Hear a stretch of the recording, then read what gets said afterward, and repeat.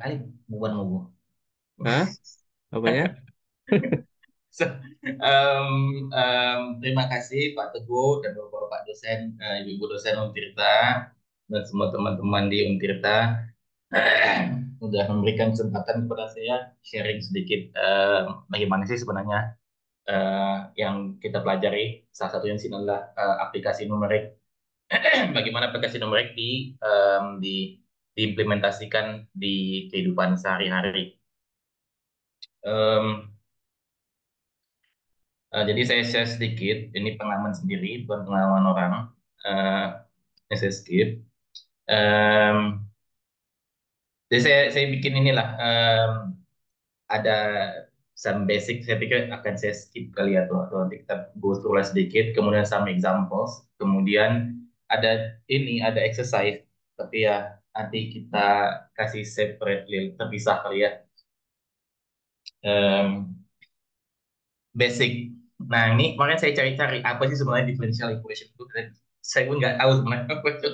Tapi maksudnya ada definisi resminya. Jadi saya ambil lah dari saya Google sebentar. Nah, kemudian ya definisi standarnya nggak ada, yang sebenarnya mereka bilang kalau differential equation adalah persamaan di mana fungsi ini terhubungkan dengan salah satu, ya setidaknya satu atau lebih turunannya. Jadi kalau kita punya fungsi turunan yang kita hubungkan sebagai f kemudian dx dy kayak gitu kan, nah itu namanya persamaan diferensial.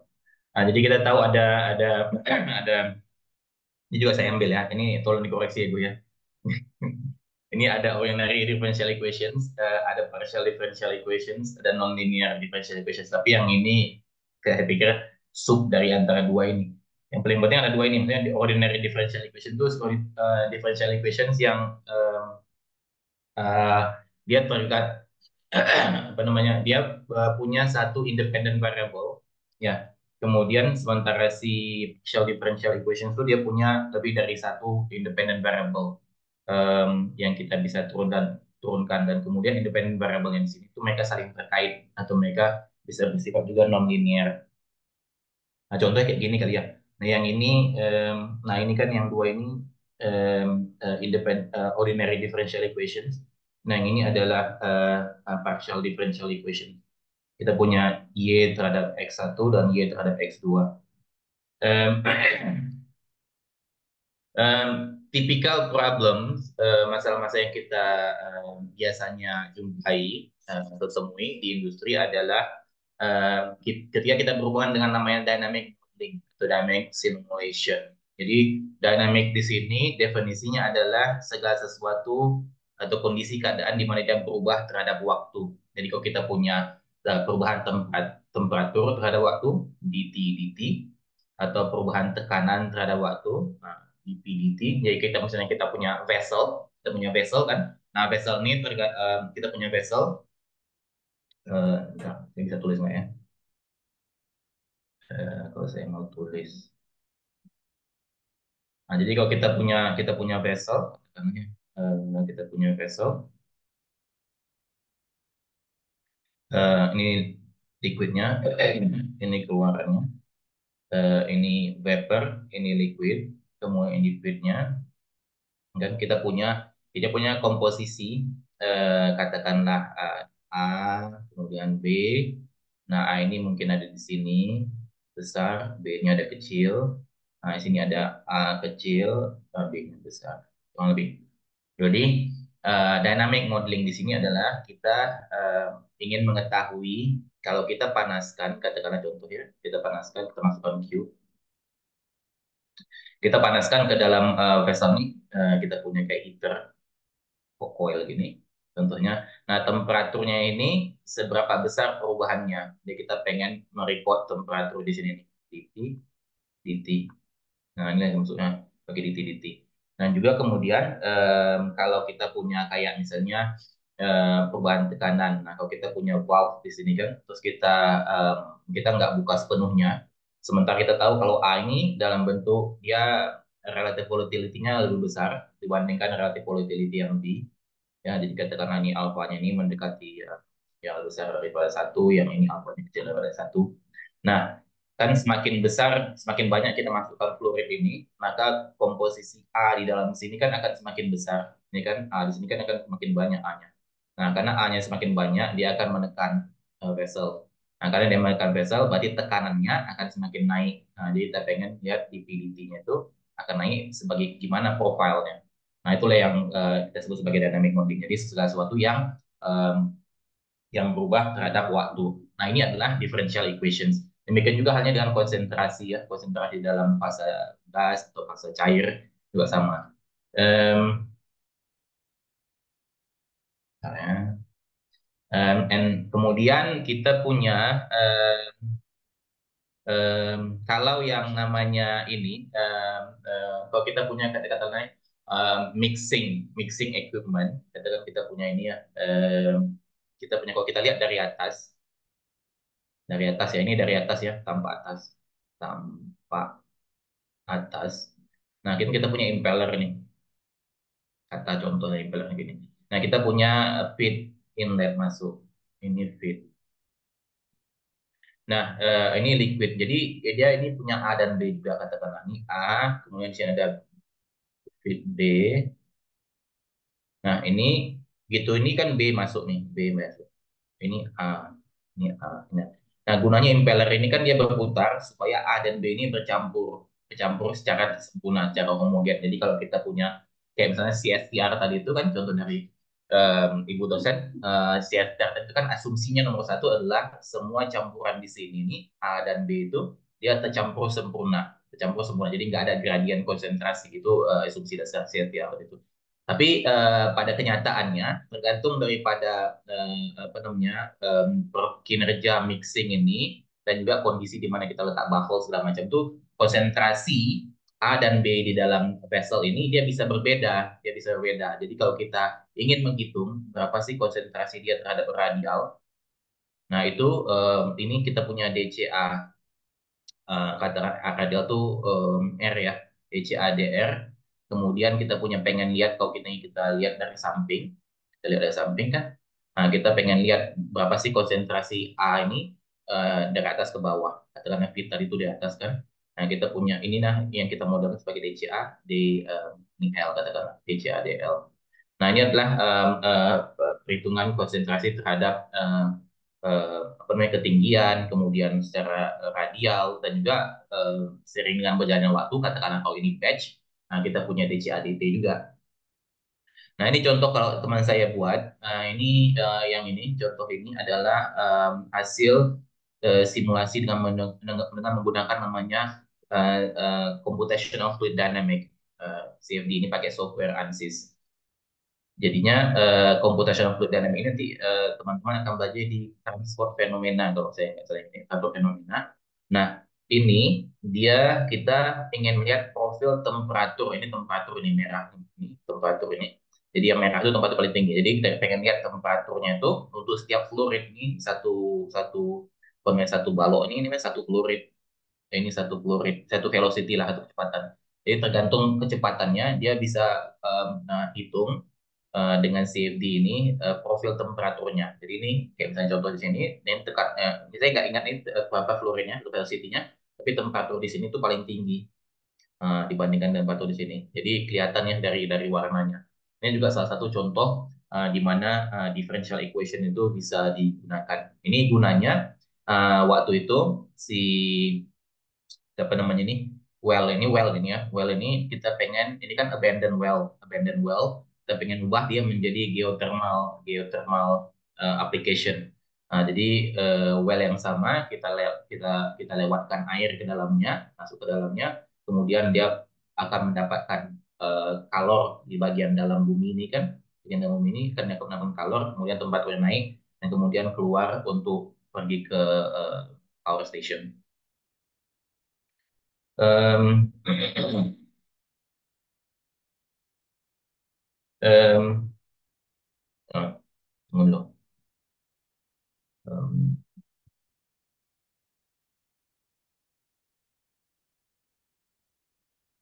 nah, Ada beberapa metode ya, ada beberapa metode yang kita biasanya pakai untuk menyelesaikan persamaan diferensial ini. Ada beberapa metode yang biasa kita pakai untuk persamaan diferensial. Metode yang paling umum adalah saya pikir udah belajar nih ya, namanya Runge-Kutta. Runge-Kutta ini adalah dia punya 4 order, RK4 namanya. Jadi kita maksudnya kita punya K1, K2, K3, K4. Nah, masing-masingnya ini straightforward ya maksud saya. Kalau kita punya fungsi, katakanlah fungsi sebagai contohnya ini fungsi T dan Y, kemudian fungsi T dan Y, fungsi Y terhadap T, fungsi Y terhadap T. Nah, kemudian fungsi Y ini kita bisa turunkan sekali. Nah, begitu kita bisa turunkan sekali, kita bisa gunakan yang si Buto method ini. Kemudian ada juga yang namanya variable bebas atau independent variable yang disebut sebagai step size. Step size ini H ini. Rumusnya simple. Jadi kita punya Y kepada kondisi Y berikutnya ya.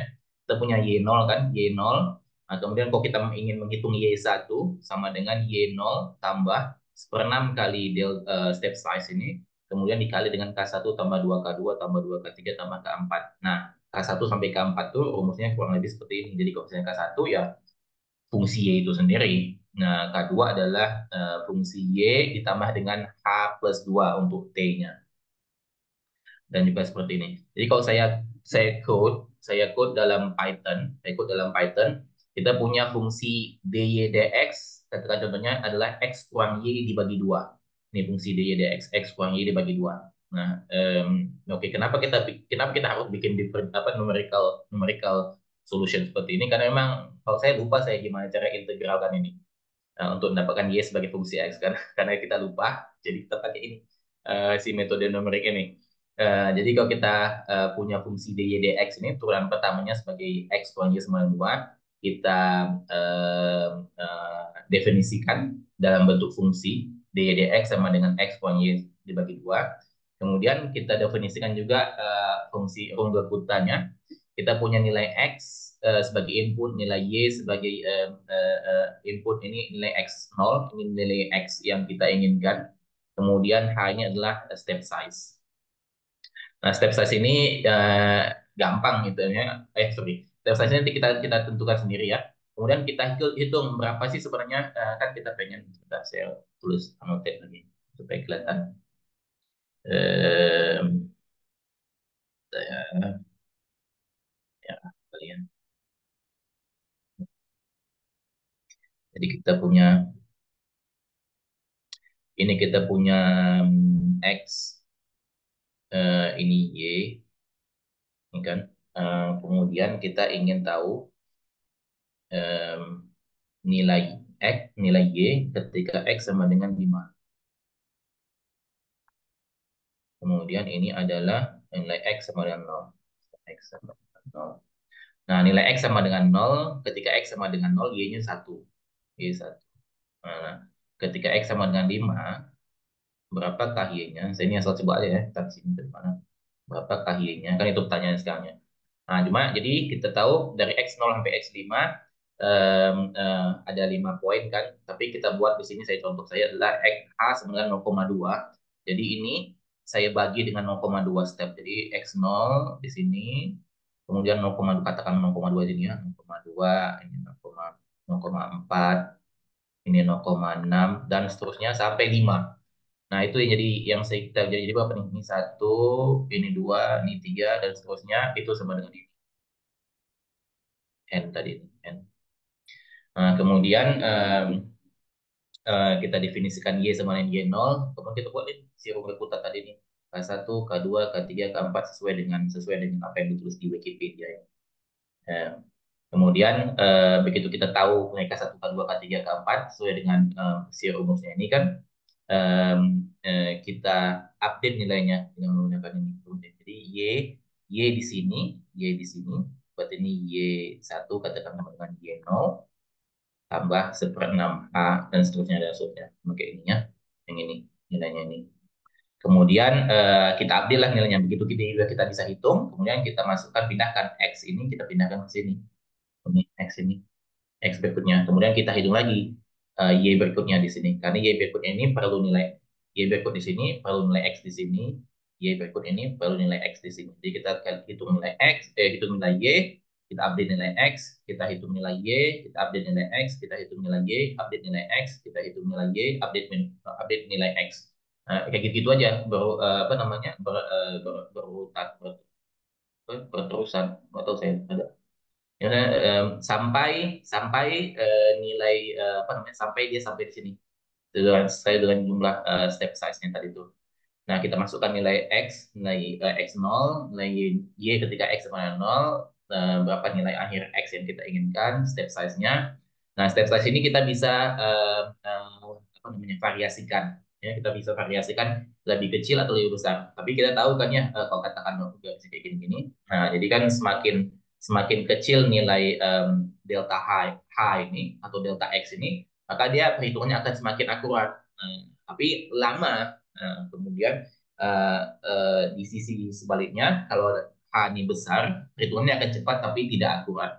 Nah, tapi ini nih guys, ketika hanya 0,2, ini Kak, saya jalankan, kita dapat nilai Y ketika X sama dengan 5, itu adalah 3,24. 3,24.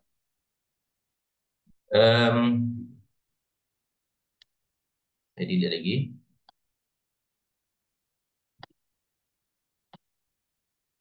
Em,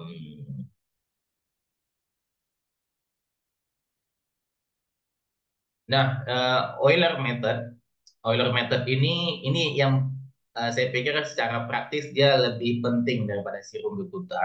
Eh, karena ini Euler method ini lah simplest form ya. Dia kok kita lihat dia cuma yang pertama aja, dia cuma pakai yang K1 saja. K2, K3, K4 tuh nggak pakai. Dia cuma punya K1. Jadi kalau kita punya Y1 sama dengan Y0 tambah H ini dia nggak pakai. Kemudian H ini nggak pakai. H dia pakai, cuma seperenamnya nggak ada. Jadi Y nggak ada, susah. Jadi, jadi kita punya ini, yang ini kalau kita ada contohnya. Yang ini. Nah, jadi Y2 sama dengan Y1 tambah H, ya, yang sebelumnya kan rumus kita tuh seperenam AH, ditambah H saja, kemudian kali dengan fungsinya, yang si derivatifnya ini. Derivatifnya ini. Jadi derivatifnya ini kan sama kayak yang si K1 tadi nih. Nah, ini kan derivatifnya dy dx, ya, dy dx. Nah, jadi ini yang paling simple dari apa namanya, bentuk apa namanya, cara menyelesaikan differential equations dari Runge-Kutta. Yang paling simple itu adalah Euler method ini. Kenapa nih saya pikir lebih paling penting dalam sisi dari sisi praktis? Karena kalau teman-teman pergi ke atau buka proses simulation software, ya, apakah dia HiSys, Aspen Plus, Symmetry, apalagi itu, Petroswim, dan segala macamnya itu. Nah, ketika kita bikin, kita pergi ke dynamic simulation mode, kita pergi ke dynamic simulation mode, dia akan menggunakan Euler method ini. Dia akan menggunakan Euler method ini. Nah, ini penting untuk diingat. Jadi kalau ketika teman-teman buka proses simulation software ini, pergi ke dynamic, nanti ketika dia ada drop down menunya itu, ya by default dia akan menggunakan Euler method ini. Nanti dia bisa bikin Euler method eksplisit, Euler method implisit. Jadi kalau yang sekarang ini, yang fungsi ini, karena kita tahu kan kita pengen lihat Y yang ini, YT0 tambah H bagi Y kedua sama dengan Y sebelumnya, ditambah dengan H kali turunan Y-nya. Ini kan, kebayang nggak? Tuh yang adik-adik.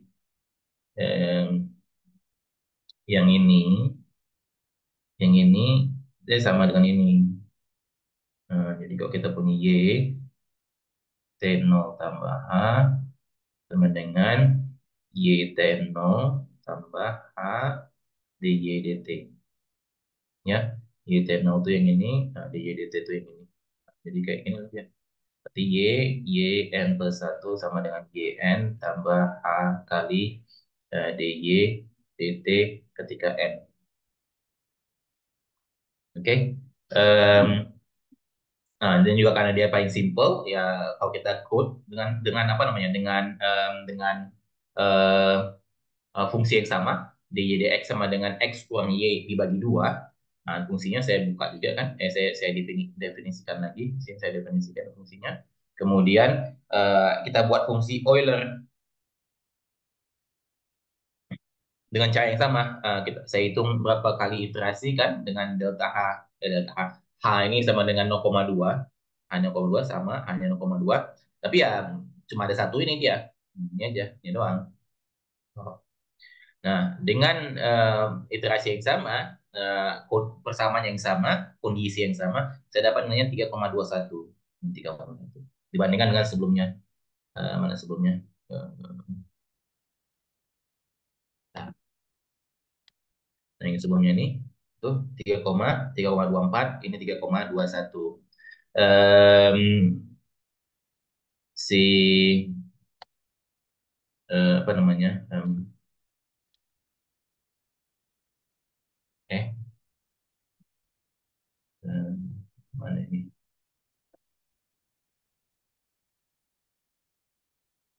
Mana ini? Pen saya.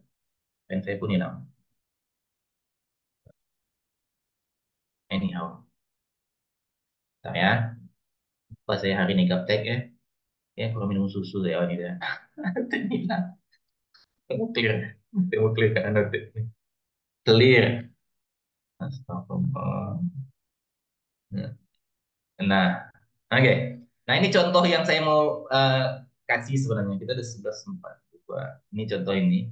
Jadi nanti dibuat lah ya di rumah. Kita punya dua eksperimen, tapi ini sama sebenarnya eksperimennya ini. Eksperimen satu dengan eksperimen dua. Jadi untuk setiap eksperimen ini kondisi sama ya. Maksudnya ini chemical yang sama. Asumsinya adalah asumsinya semua properti itu mirip dengan air. Asumsinya.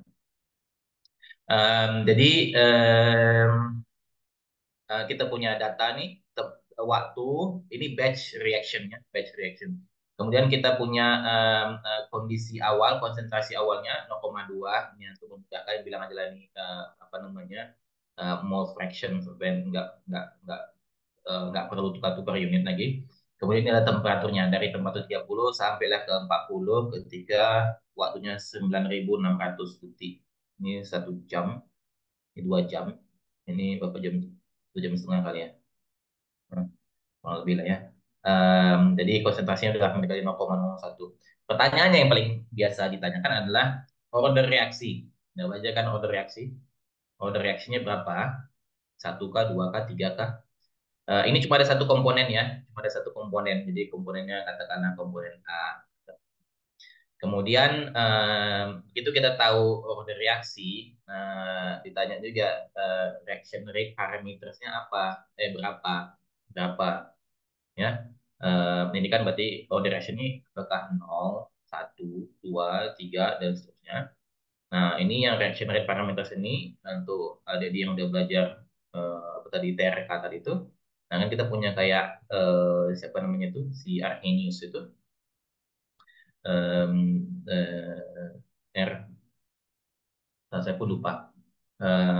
Dia DC, DCDT kan sama dengan dia minus apa namanya K DC ini pangkat N ini yang untuk yang nomor satu ini kan. Nah, dicarilah N yang berapa karena kita cuma punya satu satu satu komponen. Nah, nah kemudian si K ini sendiri, K ini kan sama dengan A ya, A0 berarti lah ya, eksponen minus EA dibagi RT. Nah, ini dalam Kelvin ya, yang T ini dia orang sering salah. Nah, jadi semua ini kamu tukar nanti sama Kelvin, tukar sama Kelvin, tukar ke dalam Kelvin. Nah, jadi ini reaction rate parameters itu yang inilah apa namanya collision frequency, frekuensi tumbukan. Jadi kalau nilai A semakin besar, jadi molekul sama molekul itu kan akan tumbukannya kan semakin besar frekuensinya, berarti dia akan semakin bertumbuh. Jadi kemungkinan dia untuk melakukan perubahan reaksi itu semakin besar kan. Nah, berarti nilai K-nya semakin besar. Nilai K semakin besar, berarti konsentrasinya akan semakin cepat turun karena negatif. Kemudian EA-nya adalah energi aktivasi. Ya, saya pikir udah diajarin lah ya. Tapi ini nih, si reaction rate parameter itu adalah si ini cari ini sama cari ini dengan data yang ada ini. Kemudian basically dari data ini sama ini.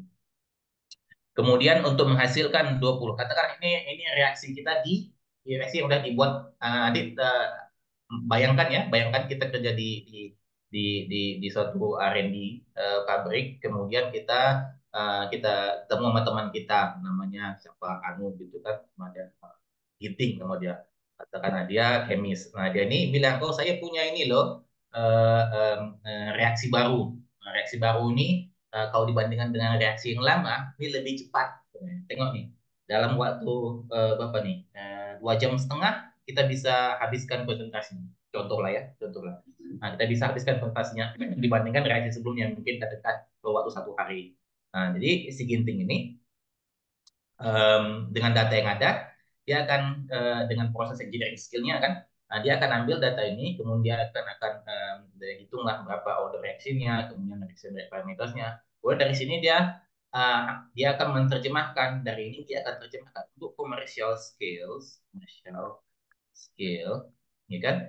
Commercial scale untuk chemical biasanya di antara 10, 20, jadi nggak bisa besar. Ini saya ambil yang higher side lah, sekitar 20. Kalau kita perlu produksi 20 kiloton per tahun, 20 kiloton per tahun produk ini dengan konversi 80%, contohnya ya. Nah, berapa sih ukuran reaktor itu? Karena mungkin si plot plan atau layout di pabrik itu nggak nggak apa namanya nggak unlimited. Jadi maksudnya ada space-nya lah. Cuma kita nggak kita pengen tahu cukup nggak space yang kita miliki di pabrik itu supaya reaktor ini muat. Kurang lebih seperti itu ya. Jadi berapakah ukurannya nih? Nanti bagian ukurannya ini, jadi teman-teman bisa asumsikan L per D-nya berapa, terserah. Yang mau bikin dia kayak vessel sebesar ini, atau pipa yang melingkar-melingkar, atau apa lagi ya, atau yang biasanya kalau anak S1 kan dia kalau bikin reaktor kan lucu-lucu kan. Kadang-kadang dia punya reaktor setinggi ini, atau dia punya reaktor lubang sepanjang ini ya, kayak gitu. Nah, kurang lebih seperti itu. Jadi biasanya kalau kita punya seperti ini, kita akan tukar dia menjadi ini. Jadi kita cari L over D yang agak sesuai. Kalau kita punya yang horizontal panjang ini, kita akan tukar dia seperti ini. Jadi supaya muat, gitu kan. Katakan kalau kita punya plot plan kita cuma segini, ini kan nggak muat ya sepanjang ini. Kalau kita punya plot plan seperti ini kan nggak muat lah, kurang lebih. Ya, kurang lebih seperti itu ya pendekatannya. Nah, jadi kemudian yang pertanyaan nomor 4 dan nomor 5 itu ada berkaitan dengan si temperatur ini. Berkaitan dengan temperatur ini. Jadi berapa sih heat of reaction-nya? Jadi kalau kita pengen kasih jaket untuk cooling medium katakanlah ya, berapa cooling waternya itu yang diperlukan, kapasitasnya itu. Karena dari situ, dari kapasitas cooling water ini kita akan desain, kita akan lihat cooling tower kita yang sekarang ini kapasitas yang berapa, kemudian dengan tambahan cooling load di sini cukup nggak si cooling tower capacity kita. Atau kalau dia nggak cukup, berarti kita harus bikin cooling tower kapasitas cooling tower ekstra kan. Nah, berapa load-nya? Nah, itu biasanya tipikal pertanyaan yang di ini. Kemudian kalau mau ditambah lagi yang nomor 6, occupancy cost kan, biayanya berapa dibandingkan dengan yang existing masih namanya itu condition dia seberapa bedanya. Nah, kalau lebih seperti itu ya, ini udah di screenshot dulu. Nah, screenshot lah ini, nanti kerjakan PR-nya di rumah. Um, uh, ya, kerjakan sama-sama.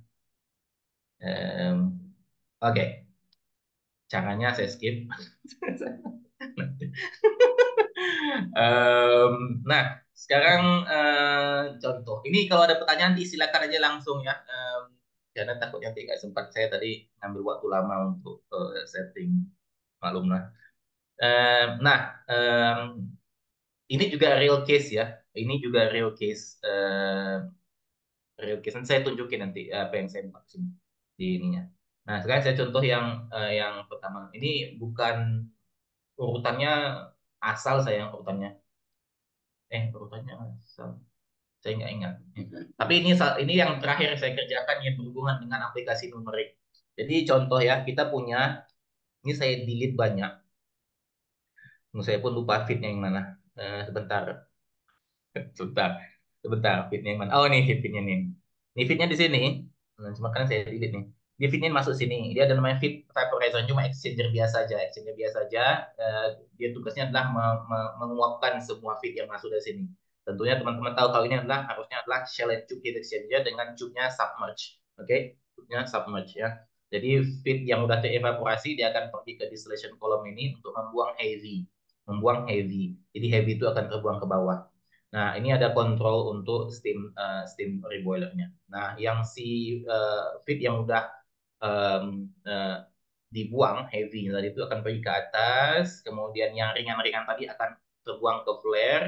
Nah, yang ini yang si feed beneran itu akan sebagian di reflux, sebagian lagi akan dikirim ke ini saya lupa namanya, tapi ya heat exchanger juga.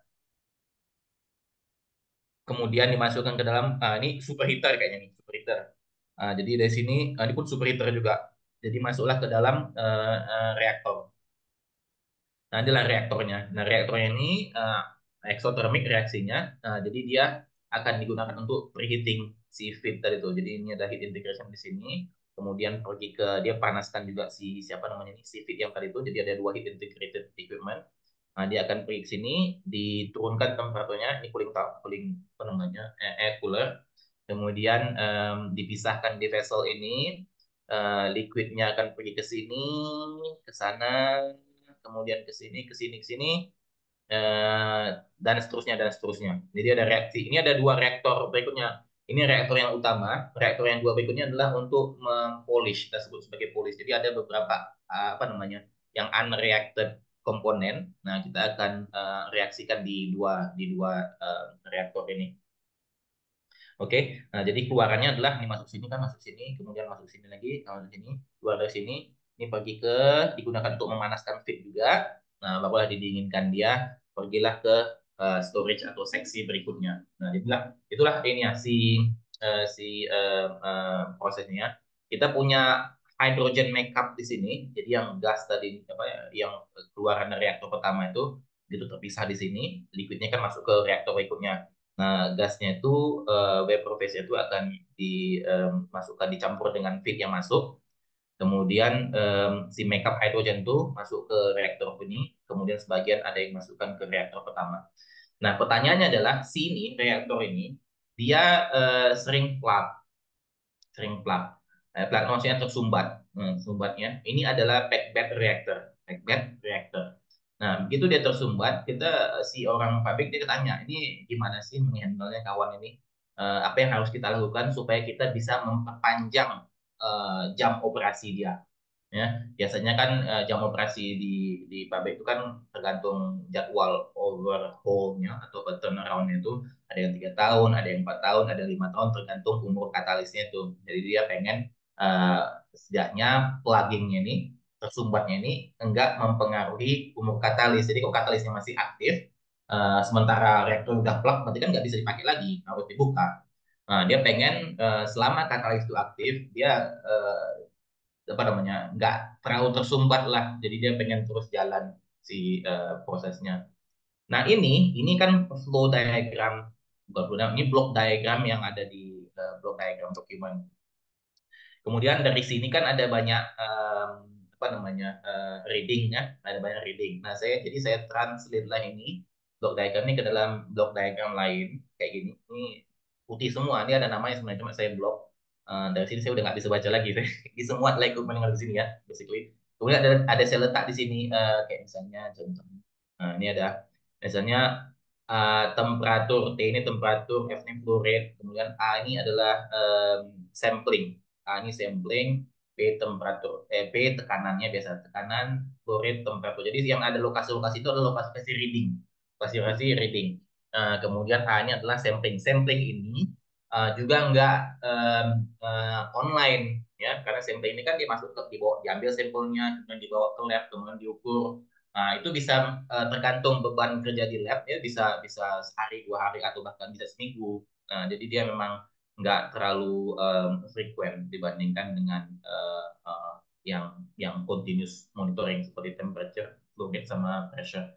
Nah, jadi saya tahu di mana-mana monitornya. Kemudian dari sini, begitu kita tahu, ini kan mass balance ini sebenarnya dalam pabrik itu begitu kita pergi ke pabrik, dia mass balance itu lebih seringnya nggak balance. Maksud saya nggak balance ini yang katakan yang masuk katakan ini kan masuk di sini kan masuk ini 10 ton. Nanti yang keluar di sini, kalau kita tambahkan ini kan keluar pertama, ini keluar kedua, ini keluar pertama, ini keluar kedua, kemudian ini keluar ketiga, kemudian ini keluar keempat, ini keluar keempat, ini masuk yang kedua, ini keluar yang kelima. Nah, kayak gini-gini nih, dia kalau kita jumlahkan semua in sama dengan sigma in sama dengan sigma out itu dia kadang-kadang nggak balance. Jadi kita harus tahu flow rate yang mana yang nggak masuk akal. ya pokoknya yang mana yang nggak masuk akal. Jadi untuk itu kita lihat block by block by block, kita lihat flow rate-nya. Kalau memang ada tempat ada tempat ada flow rate-nya, kita lihat profilnya gimana, masuk 9 keluar atau enggak. Kemudian dari situ kadang-kadang kan ada yang ini siapa namanya ini yang measurement ini. Nah measurement ini kan dia ada apa namanya, oke lah kita tahu dia nggak akurat juga, tapi kan kita tahu oh ini komponen A, komponen B, komponen C. Nah dari komponen A, komponen B, komponen C ini kita juga bisa hitung namanya atom balance. Ya, jadi nggak cuma mass balance sebagai katakanlah ini kan komponen ini katakanlah kata contoh ya methane, methane itu ada C sama H. Nah jadi nggak cuma kita lihat methane masuk sini berapa, methane keluar berapa, atau methane yang terkonversi atau methane yang terhasilkan berapa. Nggak cuma itu, jadi kita bisa juga hitung C yang masuk berapa, kemudian C yang keluar berapa. Nah, dari situ kita bisa hitung atom balance-nya. Jadi kita bisa mengira-ngira kira-kira yang mana yang flow meter yang mana yang nggak benar, kemudian kira-kira di mana apa namanya em, eh, em, leaking atau apapun itu ya. Jadi contoh ya, contohnya yang heavy di sini itu ini flow meternya salah. Nah, dari situ ini sebenarnya salah dan ini saya tanyakan ke orang lapangan kapan nih terakhir kali eh, di diperiksa atau di maintain. Nah, dan mereka pun nggak tahu. Oh, ini ada ternyata komputer di sini. Dia pun nggak tahu gitu kan. Jadi ini mengkonfirmasi kalau memang em, apa yang ada di screen seperti ini, kemudian apa yang ada di monitor itu data-data itu kita harus bisa verifikasi dan rekonsiliasi. Oke, nah, skillnya adalah mass energy balance, itu aja lah skillnya. Kemudian dari sini, nah ini saya bilang, data gathering, kemudian rekonsiliasi dan processing. Kemudian kita analisis yang mana flow rate-nya yang benar, yang mana flow meternya, sorry, yang mana flow meternya yang benar, yang mana flow meternya yang salah. Terus kita tahu kan berapa berapa flow rate-nya. Kemudian project ini dia udah ada beberapa kali sebenarnya orang tim dari luar bikinlah modeling ini segala macam apa namanya sekarang istilah sekarang machine learning, keren ya. Artificial intelligence yang semua yang segala macam itulah buzzword bullshit segala macam itulah.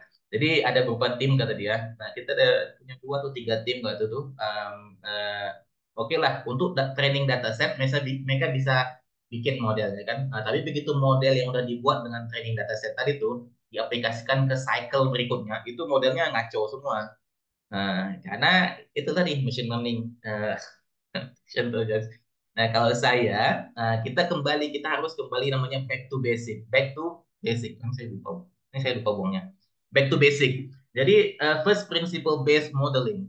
Kita tahu packed bed reactor kan? Nggak tahu saya, Ergun equation untuk menghitung pressure drop, backbend reaction kita gunakan namanya Ergun equation. Ergun ini orang Turki. Nah, jadi dari segala macam informasi yang tadi saya sempat sebutkan, er, eh, dari kemudian saya compile lah datanya itu, kita punya data tempat, kita punya data ini ya. Ya, kok saya contoh ya, kita ambil waktu sedikit di sini. Mana ini? Oh, ini. Em, kita punya data, contoh ya, kita punya data waktu, time. Nah, 0 sampai tutut. Terus kita punya data um, um, flow rate. Ya, tapi harus tahu ya ini flow rate di mana ini. Nah, kemudian kita punya data temperatur. Kemudian kita punya data um, ada tekanan juga kalau salah saya. Kemudian kita ada data kayak kan ada tadi yang saya sebut sebagai apa namanya itu komponen yang lab measurement tadi itu, komponen lab measurement. Nah, jadi katakan komponen satu, komponen dua, nah, ada heavy juga, heavy satu dan seterusnya. Ini kan ada datanya ini. Nah, data ini kadang di sini dia satu sini, satu sini, satu sini. Karena tergantung labnya kan. Nah, terus ini ada satu sini, satu sini, satu sini. Jadi ada banyak data-data continuous di sini. Ini kan continuous nih. Di FTP ini kan continuous. Dia ada banyak data-datanya yang nggak ada counterpartnya di sini. Nah, di sini kita harus bikin asumsi. Apakah kita mau buang data ini? Apakah data ini mau dibuang? Itu satu, buang. Atau kita asumsikan yang ini konsentrasinya sama. Nah, jadi datanya bisa dipakai. Nah, itu harus didiskusikan dengan orang di lapangan dan orang yang paham lah proses ini kan. Em, em, gimana pendekatannya. Kemudian dari situ dari pendekatan ini saya bikin model, ada lebih dari 6 model, lebih dari 6 model untuk satu dataset. Dia datasetnya tiga. Nah, jadi untuk dataset pertama saya bikin 6 model ini. Kemudian kita validasi dengan dua dataset berikutnya. Ya. Nah, ergonic equation itu seperti apa? Nah, ergonic equation itu seperti ini. Ini pressure drop untuk ergonic equation. Jadi ini yang dia sebut sebagai laminar region. Ini laminar region. Ini adalah yang turbulent region. Ya, laminar region itu maksudnya sebentar.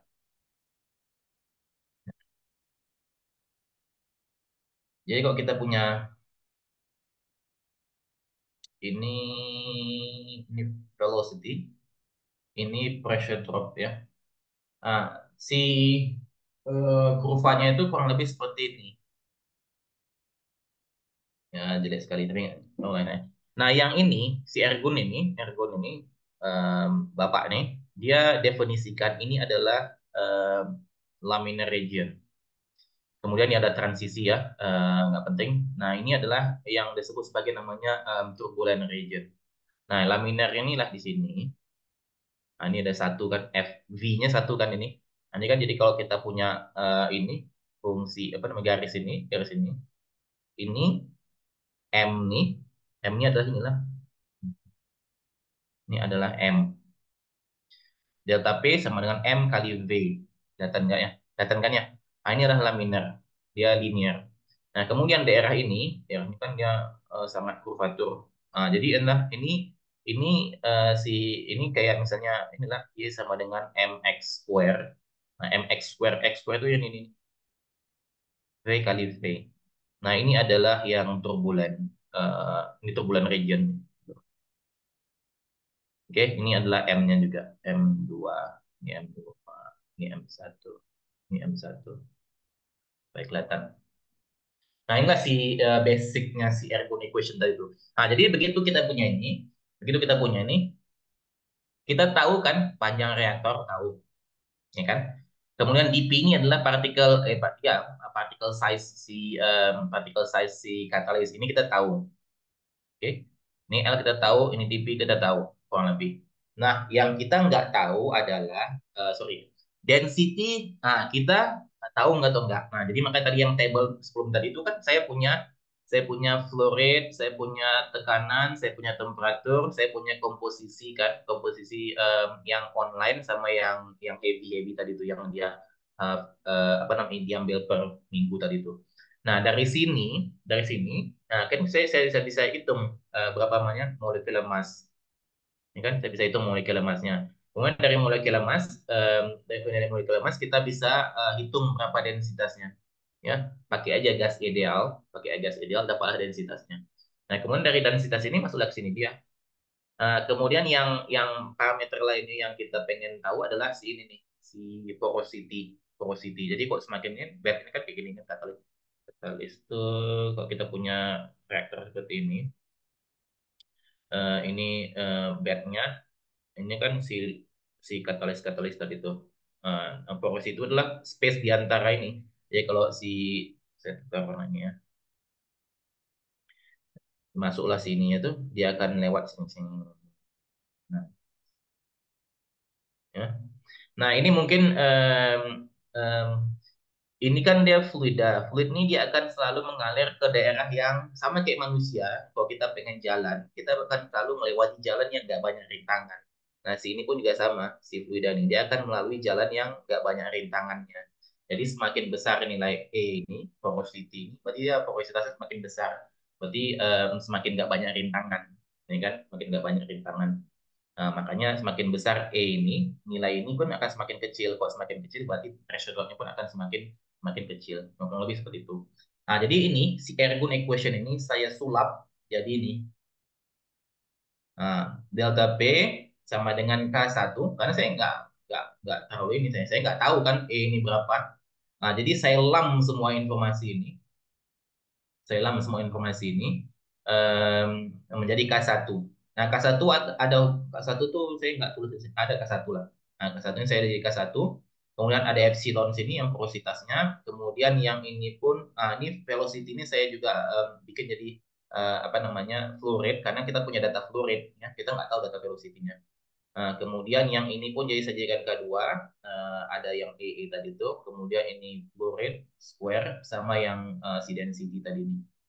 Sorry, ini density ini. Nah, si E ini, karena kita tahu ya, dia kan begitu dia mengalami reaksi, kalau dia punya heavy atau dia punya komponen-komponen lainnya, nah komponen-komponen lain itu akan membentuk heavy fraction. Jadi kalau kita punya katalis seperti ini kan katakanlah permukaan katalis ya. Nah, permukaan katalis ini kalau dia ada reaksi heavy, heavy itu akan menjadi kayak gini nih. Nah, dia akan menyelimuti permukaan katalis. Jadi kalau kita punya contohnya, kita punya kayak gini nih si katalis berikutnya. Nah, ini yang heavy satu lagi kan dia kan terbentuk di sini juga. Nah, jadi si nilai porositas tadi ini, tadi ini, E0 kan tidak sama dengan E berikutnya pada T, ya kan? Karena yang E0 nilainya ini. Tapi begitu yang ET nilainya kan cuma yang ini doang. Nah, inilah yang saya sulap juga dengan menggunakan si semacam Arrhenius equation. Ya, semacam Arrhenius equation. Jadi semakin bertambahnya waktu, maka lapisan ini pun akan makin menebal, makin menebal. Kemudian ini ada fungsi temperatur dalam sini saya ini ada tulis temperatur, kan. Dan dalam sini pun ada fungsi lain-lainnya yang saya tutup. Ya, ini ada konsentrasi komponen-komponen yang kita anggap penting waktu itu. Nah, jadi inilah hasil yang data set nomor satu. Yang biru adalah data, biru adalah data. Yang hijau ini adalah hasil perhitungan. Hijau adalah hasil perhitungan. Jadi cukup ini ya, cukup apa namanya? Ini saya pakai curve fitting untuk mencari tahu nilai E ini berapa, kemudian nilai K3 berapa, K9 berapa, K11 berapa, K1 berapa, K2 berapa, lagi nggak tahu. K10, K12, ya itu aja. Nah, jadi begitu data ini kita gunakan untuk memfitting parameter-parameter yang kita pengen tahu, dia fit. Seperti inilah kurang lebihnya. Jadi ada beberapa outlier yang kita juga nggak tahu kenapa outlier ini ada. Tapi setidaknya secara overall, secara keseluruhan dia memang fit lah. Oke. Nah, model yang tadi tuh dengan parameter yang udah di fitting tadi tuh, ini dia di PDT jadinya ya, karena fluoridnya kan berubah-ubah kan. Ini kan saya kan hitung, tadi punya saya hitung T, ada P, dan selanjutnya ini kan ada ini. Nah, ini si numerik tadi itulah. Eh, kemudian dengan model tadi ini, saya tes untuk dataset nomor 2 dan dataset nomor 3. Nah, jadi dia benar-benar fit dia dataset nomor 2 nih. Saya mau dataset nomor 3. Nah, yang ini sampai di sini si reaktornya tuh kemasukan air. Masukkan air. Jadi sampai sini model tadi fit. Tapi begitu kemasukan air, ini udah penuh dengan si kerak-kerak tadi tuh. Nah, begitu udah penuh dengan kerak-kerak, tekanan di sini pun pressure dropnya akan naik tinggi. Jadi makanya lompat dia. Dari sini dia lompat ke atas. Jadi ini datanya yang biru. Tapi karena model kita nggak tahu dong, kan nggak ada ininya, nggak ada informasi tentang si reaktornya shutdown karena ada kerak, ada air masuk. Jadinya secara matematika dia akan menerusin si model tadi ini. Dia kan terus ini. Nah ini slope-nya ini sama dengan slope-nya yang ini.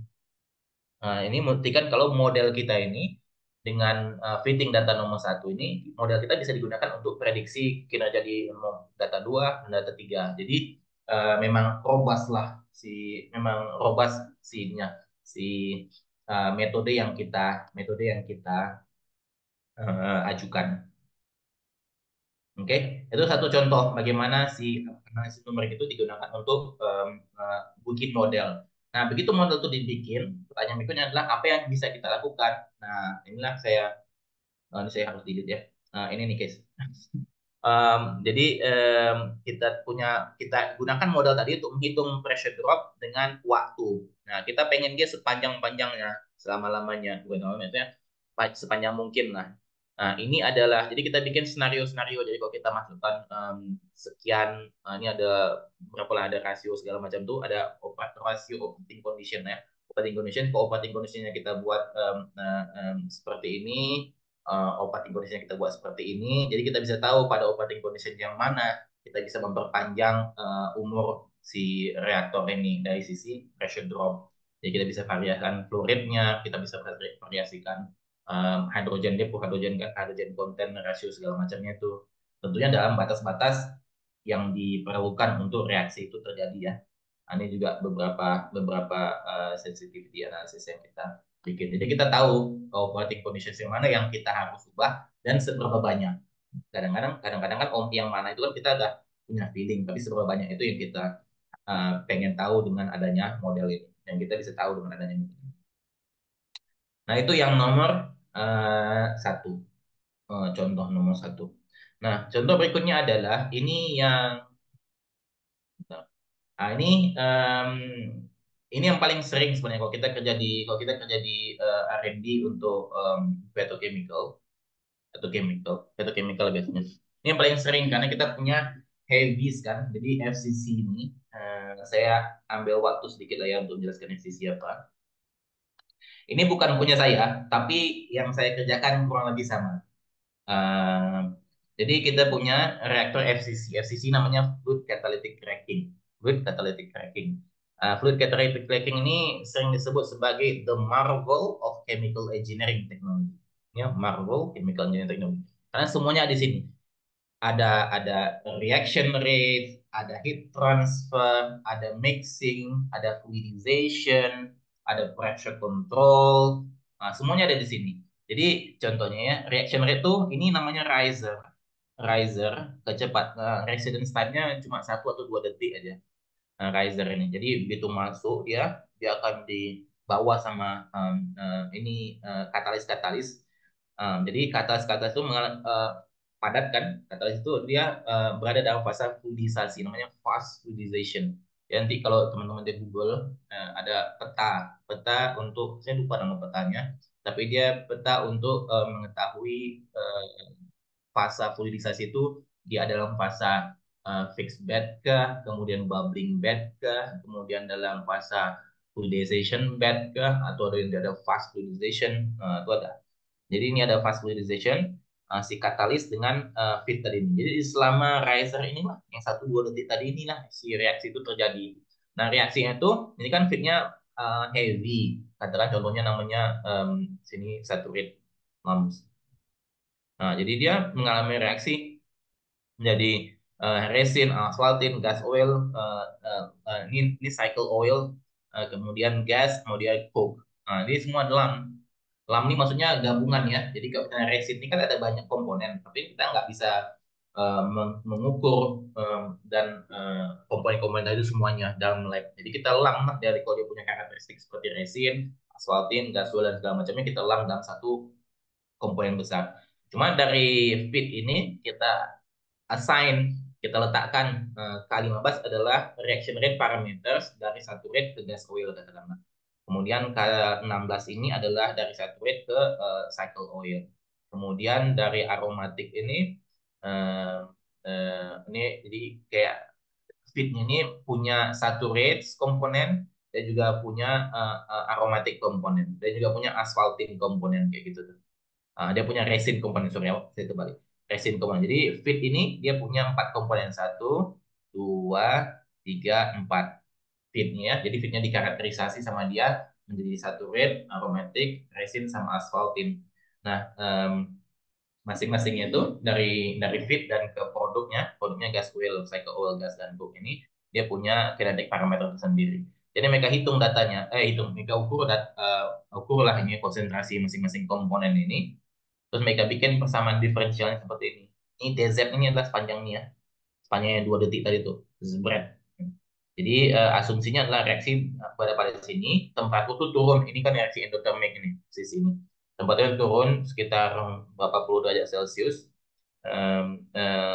Dari ratusan ya. Kemudian di sini dia terpisah. Yang reaksi unreacted reaktan dengan produknya itu akan dipisahkan dengan katalis dalam siklon. Jadi siklonnya ada banyak nih. Ini siklon pertama, siklon kedua, dan siklon-siklon berikutnya. Kemudian keluar dari sinilah gas-gas tadi itu masuk ke distillation column. Uh, yang si solid katalis tadi akan turun ke bawah. Ini fasanya ini fase bubbling bed, ya, yang dalam apa namanya reaktor lah ini fase bubbling bed. Jadi nggak ada lagi reaksinya. Jadi coke yang terbentuk di sini dia bisa menyelimuti permukaan si katalis. Nah, jadi katalis-katalis yang di sini itu punya coke di permukaannya. Dia akan pergi ke sini. Nah, ini juga dalam fase saya pikir ini dia udah fase fluidize juga ini. Nah, fase fluidize ini ada namanya slide valve. Ini slide valve, ini slide valve. Jadi slide valve ini gunanya untuk menutup dan membuka valve ini supaya si solid yang berperilaku seperti liquid, ya, fluidization itu kan solid berperilaku seperti liquid itu bisa mengalir dari tekanan sini pergi ke sini. Ini ada pressure balance semua nih. Pergi ke sini, kemudian dari sini masukkan udara, terbakarlah coke tadi dibakar. Karena coke tadi dibakar, ini fasenya itu bubbling bed ini fluidized bed antara bubbling bed dengan fluidized bed. Jadi dia memang terbang-terbang sini si apa namanya solid tadi itu. Kemudian dia akan masuk ke sini ya kemudian tekanan juga masuklah ke sini balik. Jadi katalis yang ada di sini itu temperaturnya tinggi ya. Kenapa kita perlu temperatur tinggi? Karena reaksi alir ini reaksi endotermik, dia perlu energi. Nah, di temperatur tinggi, begitu mengalami reaksi, temperaturnya turun. Ini temperatur terendah, ini temperatur tertinggi. Yang lebih seperti itu. Nah, antara tekanan sini sama sini, ini kan ada air. Ini kan ada udara. Ini ada hidrokarbon. Jadi, udara ini nggak boleh masuk ke sana. Nah, ini bahaya ini. Jadi, ini banyak safety lah di sini itu. Jadi, sedemikian rupa sehingga kita harus bisa mengontrol kalau tekanan di sini sampai upstream slide valve tadi ini, tekanan ini lebih tinggi daripada tekanan di regenerator. Ini tekanan di sini. Ini ada pressure controlnya segala macam. Saya nggak punya slide-nya itu untuk yang model kanan. Tapi ini nih guys, ini uh, kita punya numerical integration apa di numerik lah ya, differential equation-nya yang kita gunakan untuk memonitor seberapa besar, seberapa cepat sih perengkahan ini. Nah, dari situ kita bisa tahu untuk kapasitas tertentu kita bisa besarkan ini kan, seberapa besar. Kemudian untuk kinetic parameter tertentu kita bisa ukur seberapa tinggi sih sebenarnya ini, seberapa besar ya, seberapa besar residence time yang kita izinkan supaya reaksi ini bisa berlanjut. Nah, itulah dia, desain reaktor ini sebenarnya. Nah, itu satu. Nah, itu contoh kedua. Nah, contoh ketiga, ini ada di pabrik kimia. Ini saya agak susah karena saya nggak ingat lagi nih. Ini adalah reaksi elektrolisis. Jadi kita punya campuran, kita punya elektroda. Saya lupa elektroda di mana. Nah, elektroda yang merah ini. Nah, kita punya elektroda, ada katoda, anoda, ini reaksinya. Reaksi di anoda, reaksi di katoda. Ini guys ya. Karena saya udah nggak ingat lagi, ini dibaca aja lah ini. Jadi dia mengalami kenaikan bilangan oksidasi. Nah, makanya ada reaksi oksidasi di anoda. Karena mengalami kenaikan bilangan oksidasi dari 0, Pb 0 menjadi 2 positif. Jadi 2 positif dengan melepaskan dua elektron. Demikian juga untuk yang si krom, air, dan asam sulfat. Kemudian di katoda, di bagian katoda itu, si Pb yang positif tadi ini akan menangkap dua elektron lain. Nah, menjadi Pb, yang si krom ini 16 menjadi krom 13, dan seterusnya, dan seterusnya. Nah, jadi reaksi ini dari kotak ini kotak biasa loh nih. Kita ambil sampel, dan kita ukur berapa sih konsentrasi Pb 2 plus, berapa konsentrasi Cr 3 plus, Cr 6 plus, dan seterusnya sampai sulfatnya juga kita ukur konsentrasinya, kita masukkan dalam perhitungan mass balance. Nah, setup reaktornya kurang lebih seperti ini. Jadi kalau saya punya,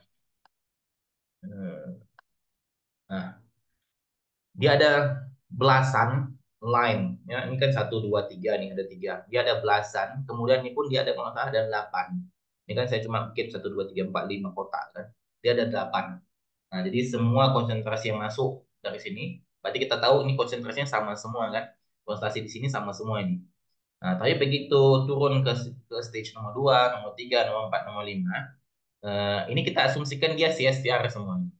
Nah, ini satu CSTR, satu CSTR, satu CSTR, satu CSTR. Karena memang dia memang tercampur. Asumsi lah ya, pastinya gitu. Tapi kalau kita tahu ini adalah CSTR series, berarti satu satu apa namanya, satu row ini, satu barisan ini kita bisa hitung dia sebagai plug flow reactor, ya kan? Untuk adik-adik yang belajar kinetik. Nah, inilah CSTR tambah CSTR tambah CSTR, jadi plug flow reactor. Nah, keluaran masing-masing reaktor ini dia akan ada header juga yang pergi ke separation unit.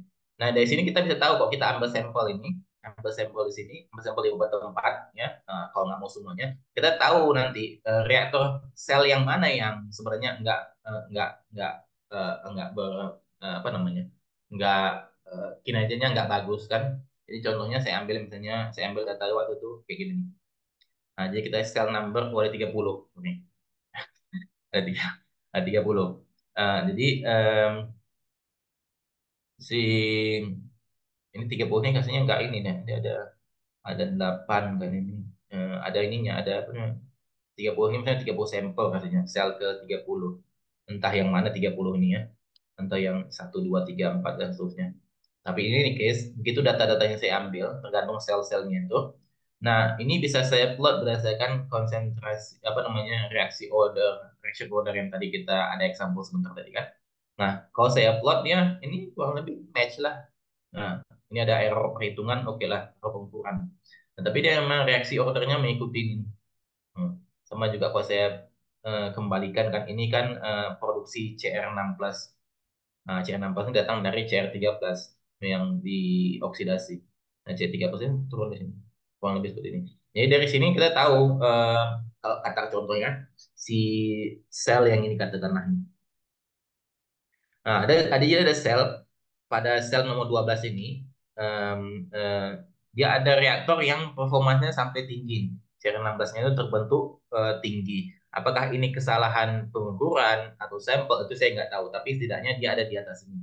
Relatif, kalau kita asumsikan semua pengukuran itu benar, ya, pengukuran itu benar atau semua pengukuran itu salah, tapi relatif di antara masing-masing pengukuran itu konstan, berarti kinerja reaktor yang ini dia lebih baik daripada kinerja reaktor yang ini, ya kan?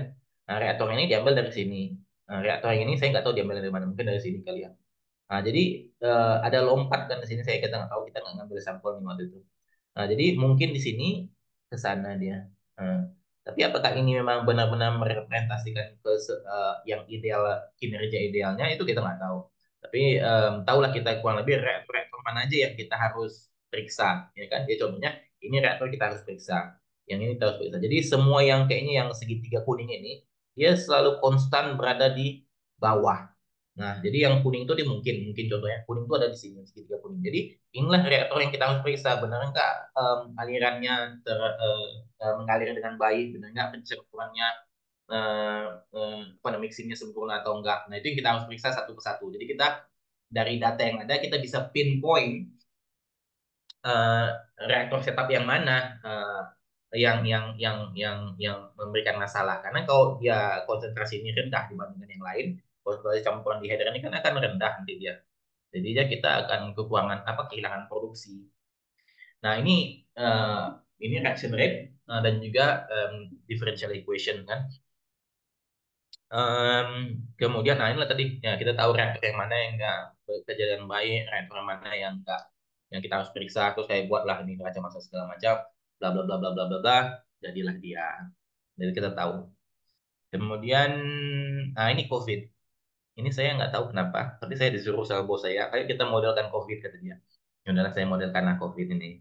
Jadi COVID modeling ini, eh, ini kita ada Q&A atau enggak, Bu? Ya, setengah jam lagi rasanya. Apa? Apa? Ada Ada Kak. Q&A. Ada. Ada Ya, Q&A. sama kita Jam? nanti. Bentar lagi. Ini saya ada satu, kemudian ada dua, dua, ini tiga, empat, ada lima. Jadi COVID ini kita skip lah ya, nggak penting. COVID ini nggak penting. Nah ini yang saya pengen tadi, si reaktor yang tadi, data data eksperimen tadi tuh, data eksperimen yang, nah tadi dia, yang ini, yang ini, nah dia sebenarnya adalah batch reactor di sini. Jadi kita punya batch reactor, kita punya reaktor temperatur di sini, kita punya jaket temperatur di sini. Si jaket ini adalah heating hot oil. Hot oil ini dipanaskan dengan electrical heating. Kurang lebih seperti itu. Jadi dari data tadi, kita punya apa namanya? Ya, differential equation, differential equation. Semua differential equation sebenarnya nih. Jadi dan karena kita apa namanya kita apa namanya kita gunakanlah si komputer kan untuk menyelesaikannya kita code waktu itu kita code saya code di Simulink waktu itu.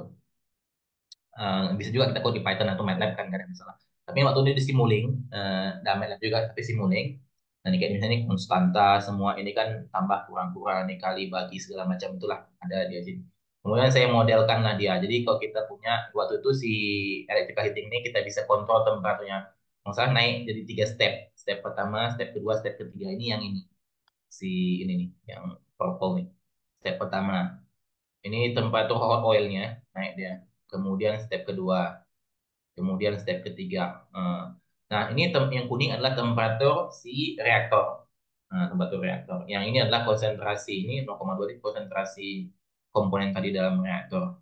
Nah, jadi ini tanpa kontrol. Tanpa kontrol maksudnya eh, nggak connect. Jadi kita kita ada satu fluid aja nih, fluid ini ada valve-nya kan. Nah, kita nggak mengontrol laju alirnya. Misalnya waktu itu fix fluid, jadi dia kita naikkannya temperatur naik, fluid yang sama, kurang lebih ya temperaturnya ini kan naik, jaketnya naik. Tapi temperatur reaktor ini kan lama dia naiknya. Nah, jadi dia memang nggak nyampe ke set point kita tuh si reaktornya tuh.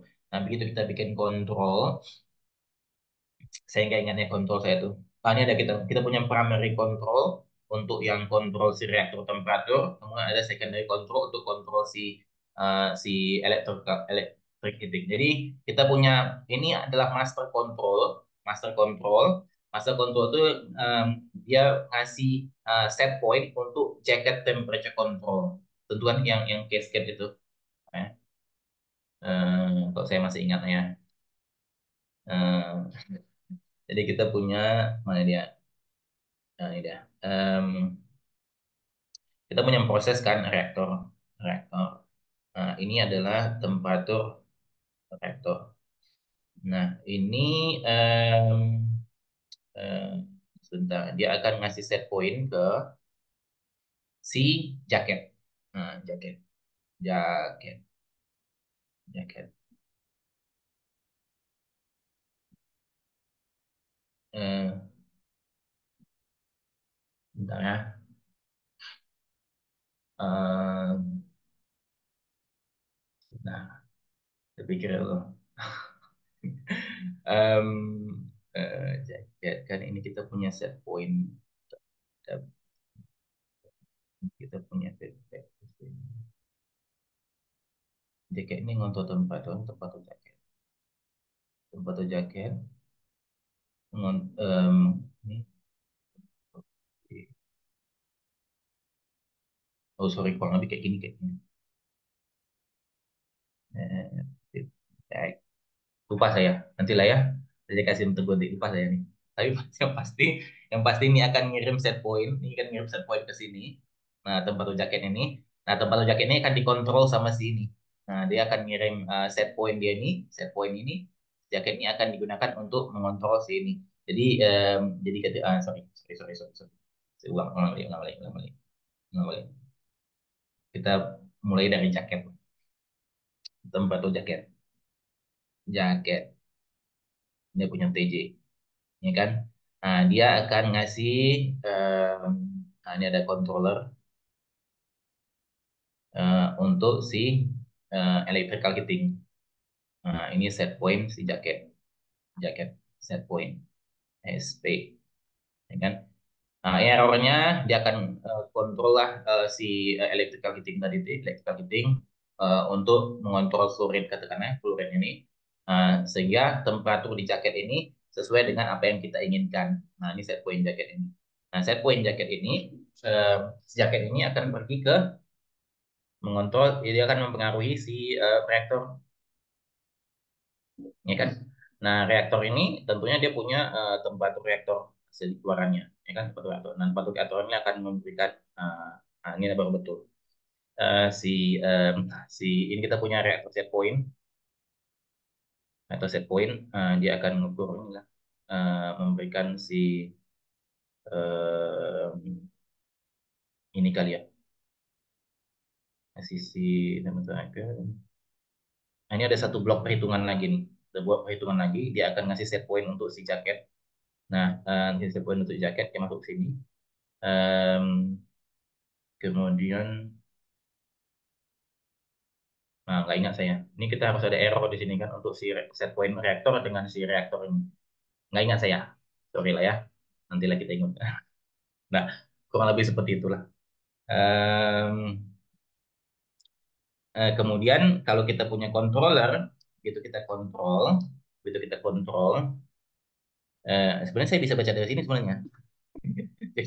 Ini kan si kita baca sama-sama lah. Untung saya buat dalam Simulink, jadi kita bisa baca sama-sama. Kelihatan nggak? Kelihatan lah ya. Nah, ini kan ada set point-nya 30, 40, 50 derajat Celcius. Ini temperatur reaktor set point. Nah, masuklah ke sini dia sebagai primary control. Nah, dia akan ngitung ini datang dari si si ini si jaket di atas. Nah, ini jaket di atas ini dia akan ngitung berapa sih sebenarnya si jaket temperatur kan, temperatur jaket sini, temperatur si reaktor di sini. Nah, ini nih case dapatlah dia. Em, nanti saya blok diagram saya kirim. Nah, jadi temperatur begitu set point kita 30, 40, 50, si temperatur dalam reaktor itu dengan ada controller itu dia bisa sampai ke temperatur set point yang diinginkan di temperatur reaktor tadi yang kuningnya. Terus dia naik lagi sampailah dia ini. Nah, ini memang smooth karena waktu itu kita tahu bahwa ada kalau kita controller parameter itu ada yang proporsional, ada integral sama derivatif kan. Waktu itu kita main-mainkan si 3 PID ini. Kita punya P aja, PI sama yang PID, terus nilai-nilainya PID ini pun kita main-mainkan sedemikian rupa sehingga dia memang smooth seperti ini. Ya, kadang-kadang kan kadang-kadang kan kita bisa dia bisa seperti ini kadang-kadang kalau kita nggak smooth. Kadang-kadang kalau kita proporsional terbesar, P-nya terbesar dia akan naik seperti ini ya. Overshoot itu. Nah, ini kan bisa overshoot gini dia. Kalau P-nya terlalu besar. Nah, tapi kalau kita punya P-nya yang oke, dia akan naik yang seperti ini. Nah, ini yang kita pengenkan. Jadi, kita pengen cepat-cepatnya dan juga overshootnya sedikit saja. Nah, gitu. Inilah yang kinerja yang kita inginkan. Tapi kalau kita P terlalu besar, kemudian juga nanti kayak gini ya. Ini kalau kita nggak punya, ini P saja. Tapi kalau ada PI, ini PI. Ini case. Seperti itulah adanya. Jadi kita bisa dari project ini kita tahu kan tugasnya adalah mencari optimal kontrol parameter untuk si reaktor ini. Jadi bayangkan tadi kan dari data reaksinya, kemudian kita bikin modelnya, kemudian kita modelkan prosesnya, kemudian kita implementasikan ke dalam si Simulink, kemudian kita kalau salah saya itu kita ini juga kita aplikasikan ke dalam reaktor itu dan memang performanya meskipun nggak semulus ini tapi jauh lebih baik lah dibandingkan tanpa kontrol. Ini sedikit lagi ya. Ini kan tadi kan ada dynamic simulation juga. Ini dynamic simulation juga, tapi ini saya nggak pakai code. Kok ini kan kita kita bikin lah modelnya dalam lab, dalam Simulink segala macam ini kan. Ini kan semua benar-benar yang kita bikin dari nol lah. Nah, yang ini dua terakhir ini saya pakai ini yang proses simulation software. Ini pakai simetri. Makanya saya sebutkan tadi namanya si cara mereka solve ini dengan menggunakan Euler method. Jadi kita punya distillation column, dia punya 3 reboiler. Nah, kalau di kelas kan biasanya cuma satu reboiler kan. Nah, kalau di praktek dia bisa reboiler itu bisa banyak. Nah, jadi reboiler yang dua ini, E3 dengan E4 ini adalah pump round reboiler. Jadi heat integration di sini. Dari upstream, ya dia punya upstream column, satu FCC kompleks juga, reboiler heatnya, apa kan dia kan panas kan. Nah, ini digunakan untuk jadi reboiler di dua ini. Kemudian dia ada reboiler satu lagi namanya ada pakai steam reboiler. Nah, steam reboiler ini sebagai kayak semacam backup atau yang pengontrol utamanya kontur utama. Nggak bisa juga dibilang kontur utama, tapi karena ini kan reboilernya kecil dibandingkan yang dua ini. Yang dua ini reboilernya besar, loadnya besar.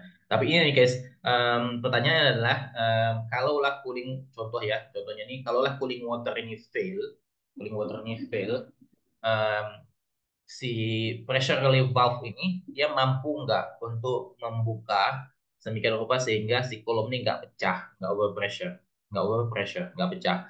Nah, jadi waktu itu kita bikin model ini dalam proses simulation, dalam simuling itu, dalam dynamic. Kemudian kita plot kayak misalnya contohnya nih ya, top pressure yang solid line. Nah, yang ini.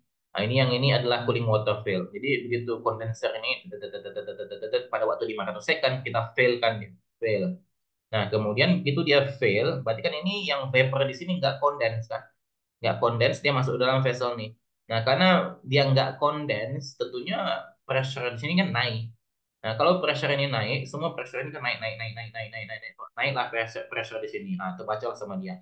Pressure ini naik, nah, kata dia. Nah, inilah kondisi pressure tuh, tuh, tuh, tuh, tuh, tuh, tuh, tuh. Kemudian dia ambil waktu agak lama untuk naik. Kenapa dia agak lama untuk naik? Karena kolom ini ternyata besar sekali kolom ini. Jadi begitu pressure naik, ini kan dia akan pergi ke sini lah.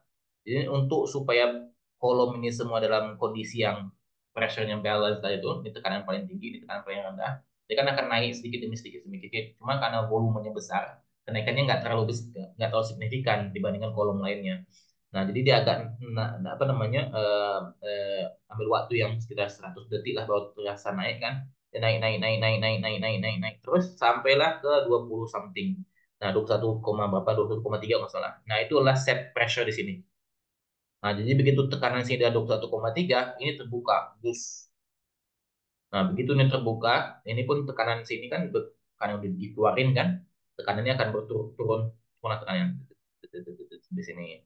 Nah, begitu set pressure-nya udah nggak terlampaui, dia akan tutup. Nah, begitu dia tutup, begitu ditutup, ini akan naik lagi, ya kan? Ditutup dia akan naik lagi, dan sampai uh, set point lagi, terbuka lagi. Dan demikian seterusnya. Jadi kita akan lihat kayak kurva naik turun gitu. Jadi kalau semakin sering, ini kan dia mekanik nih, buka tutup, lama-lama aus bocor, nah, pecahlah kawan ini, kurang lebih seperti itu. Jadi kita waktu itu kita propose untuk ini ada lima nih, PSP-nya lima besar-besar. Jadi kita bilang oh nggak perlu lima-lima yang terbuka. Ya ada studi-studi berikutnya yang nggak saya tunjukkan di sini.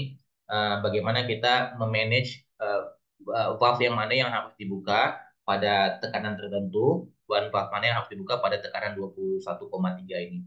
Kenapa 21,3? Karena sekitar design pressure ini pun nggak jauh besar daripada 20 berapa tadi 20, saya lupa berapa design pressure ini. Ya, kita kurang lebih seperti itu. Yang ini juga ini adalah compressor train. Ini dynamic simulation semua yang juga diselesaikan dengan Euler method tadi itu. Saya pikir udahlah cukup lah ya. Ini ada video. Penting nggak videonya ini?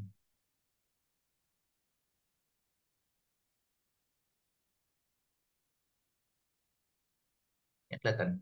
Apa yang kelihatan ini? Atau saya harus ini ya? Bentar. Ini kelihatan. Ada yang berubah. Oh, ada yang berubah jalan. Dikit. Enggak. Ya, berubah sedikit lah dia. Nah, ini nih guys. Jadi ini semua adalah mananya nih? Bentar. Dia ada nunggu-nunggu sini aja. Nah, ini kan waktu ini T. Ini semua adalah pressure, ini kan pressure header. Nah, ini pure pressure. Jadi tekanan-tekanan ini berubah terhadap waktu itu dPdt tadi kan.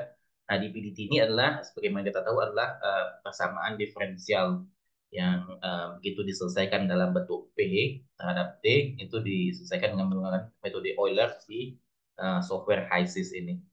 Saya pikir cukuplah sampai sana ya. Terima kasih banyak. Assalamualaikum warahmatullahi wabarakatuh. Kalau ada pertanyaan silakan. Waalaikumsalam warahmatullahi wabarakatuh. Terima kasih Bapak Zulfan Adi Putra Engineering Dokter Trinya. Rasanya kurang paten apabila belum berdiskusi. Maka dari itu, saya persilakan bagi yang ingin bertanya atau berdiskusi untuk raise hand terlebih dahulu. Bagi yang tergendala on mic, dipersilakan bertanya melalui kolom chat. Belum ada pertanyaannya.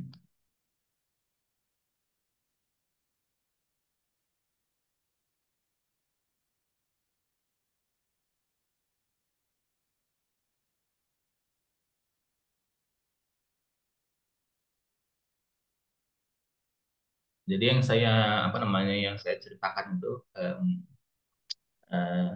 lebih ke kalau kita punya em, masalah, kalau kita bisa mendefinisikan atau diselesaikan dengan menggunakan metode numerik, kita selesaikan, kemudian dari situ kita ambil insight-nya. Cara mengambil insight-nya adalah dengan melakukan apa namanya yang sensitivity analysis tadi itu. Kita variasikan parameter kondisi operasi, kita variasikan yang lain-lain itu sehingga kita tahu, oh kurang lebih masalahnya bisa diselesaikan kalau kondisinya seperti ini. Nah, kayak gitu sebenarnya intinya si aplikasi numerik ini. Bagaimana cara menyelesaikannya itu tergantung kondisi kita waktu itu kan. Kita bisa bikin modelnya dari scratch, seperti saya tunjukkan. Dan juga kita bisa bikin modelnya dengan menggunakan proses simulation software yang seperti saya contohkan di akhir tadi. Ya, Anyway, dari saya mungkin ya, Rosita. Iya, Pak, Ini boleh. mahasiswanya belum bangun kayaknya. Baiklah. soalnya tingkat Ya, dua, Bu. Tingkat iya, dua nih. iya benar. Kan ada yang tingkat tiga juga, yang reaktor tadi ya. Oke, baik. Terima kasih, Pak Julvan. Ini menarik sekali apa yang tadi dipaparkan ya. Dari mulai yang simple sampai yang cukup kompleks tadi ya, dengan menggunakan proses simulasi. Ada hal yang menarik tadi terkait dengan model Ergun tadi ya. Di situ saya mendapatkan satu pelajaran begitu ya. Jadi ada model yang sudah kita kenal seperti model Ergun dan mungkin ada model-model yang lain ya, Ya, Arrhenius dan segala macam yang biasa kita pelajari, tetapi kita bisa ubah gitu kan. Kita bisa ubah menjadi model dalam tanda kutip memodifikasi model tersebut supaya bisa sesuai dengan case yang kita hadapi gitu ya. ya. Nah, itu yang Heeh. menarik di situ sebetulnya. Jadi kita jangan tidak terpaku dengan model yang sudah existing atau yang sudah kita pelajari biasa, tetapi Heeh. dari dasar itu kemudian kita bisa pakai untuk mendapatkan eh, model yang bisa kita terapkan. Nah, mungkin pertanyaan saya ini Pak Jovan. Jadi terkait tadi kan ada apa dikatakan juga ini ada konsultan yang pakai AI gitu ya, pakai Hmm. artificial Hmm. intelligence gitu, Hmm. Hmm. untuk Hmm. kemudian memodelkan kasus yang tadi Hmm. dan ternyata hasilnya kan tidak tidak bagus-bagus juga gitu atau mungkin Ya. jelek kayak gitu kan. Hmm. Jadi artinya ilmu teknik kimia yang kita banyak belajar tentang first principle begitu itu saya kira mungkin eh, masih sangat diperlukan begitu ya dan mungkin ke Hmm. depan juga masih masih tetap akan diperlukan begitu. Mungkin ini bisa diceritakan oleh Pak Julvan sejauh mana peran dari AI ini dan kemudian bagaimana kita memanfaatkannya untuk bisa apa namanya memadukan lah kayak gitu ya antara Hmm. antara model tadi dan kemudian dengan mungkin dengan model diferensial dan segala macam. Silakan Pak, itu aja pertanyaannya. Ya, ya, ya. Betul, Nak. Saya mau gambar sebenarnya. Sebenarnya. Bagus nih. Bagus nih. Saya bergambar sebentar. Control N. Si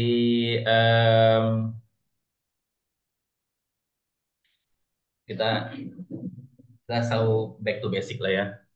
Jadi si siapa namanya?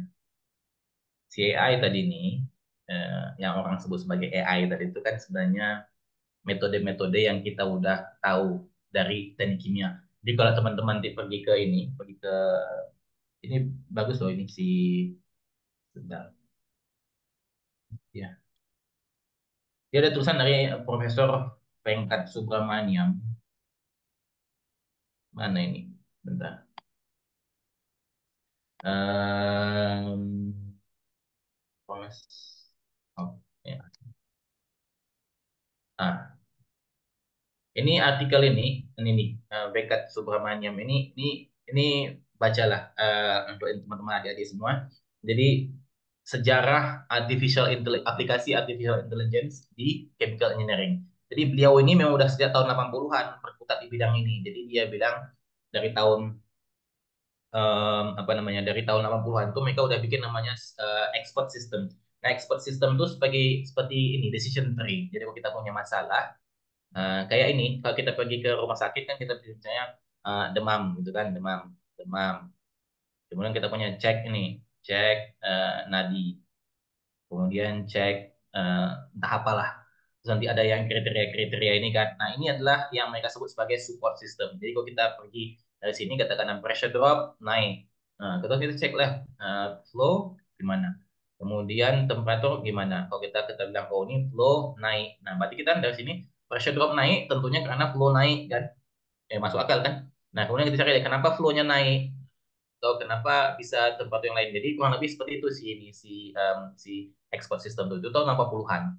80-an sampai 90-an. Kemudian 90-an itu dia bilang kita muncul namanya yang neural network modeling. Nah, neural network modeling itu waktu tahun 90-an kan komputer nggak terlalu canggih. Nah, jadi untuk membuat aplikasi neural network modeling itu ke dalam industri sehari-hari itu nggak ini, nggak terlalu apa namanya, nggak terlalu diterima sama industri karena mereka nggak punya hardware yang cukup kuat waktu itu untuk bikin model neural network ini. Karena kan perlu iterasi banyak kan itu tergantung daripada netnya. Kita tahu sendiri kan tahun 90-an tuh komputer gimana kondisinya. Nah, kemudian sampai tahun sekitar tahun 80-an juga ada namanya optimisasi. Nah, ini menurut Bapak tadi ya. Nah, optimisasi ini lebih mudah diimplementasikan dibandingkan si prediktif apa namanya prediksi dengan model neural network tadi. Nah, optimisasi ini dia mudah karena kita bisa bikin dia simple dalam bentuk linear programming untuk kita meningkatkan kinerja unit operasi atau pabrik gitu kan atau bisnis. Jadi lebih mudah diadaptasi. Nah, sekarang ini sekitar tahun 2010 sampai sekarang ini kan komputer udah semakin canggih, kemudian banyak paket-paket atau package-package yang orang awam bisa gunakan kan. Contohnya dalam Python tadi itu, kita bisa punya itu kita punya data X dan Y, kita bisa import paket dalam Python, terus kita bisa bikin model neural network-nya seperti apa, tanpa kita perlu tahu gimana coding neural network itu sendiri. Dan itu bisa dilakukan dalam hitungan detik. Nah, itu yang maksudnya breakthrough yang ada sejak 2010, yang nggak ada sekitar tahun 90-an. Nah, ini kata dia menariknya kita akan melihat bagaimana apa namanya, kalau kita manusia kan kita punya maksudnya tenaga manusia lah kapasitas kita sebagai kemampuan kita menganalisis, melihat data segala macam itu. Terus kalau kita diperkaya dengan tools yang ada dalam bidang AI tadi itu. Nah, jadi kalau kita punya model untuk computer vision katakanlah untuk kita bisa melihat contoh kan dari gambar-gambar kedokteran itu kan dokter itu kan harus bisa memeriksa mana sih tanda-tanda orang yang sakit jantung katakanlah. Jadi kalau dokter kan bisa meriksa katakanlah 5-10 gambar dalam sejam kan kita harus pelan-pelan kan dia. Nah, dengan adanya computer vision ini, nah itu dalam 1 jam bisa memeriksa ribuan atau puluhan ribu pasien. Jadi tahu dia yang mana pasien-pasien mana yang ada potensi sakit jantung. Kurang lebih seperti itu. Jadi dia pengen lihat sampai ke depannya gimana.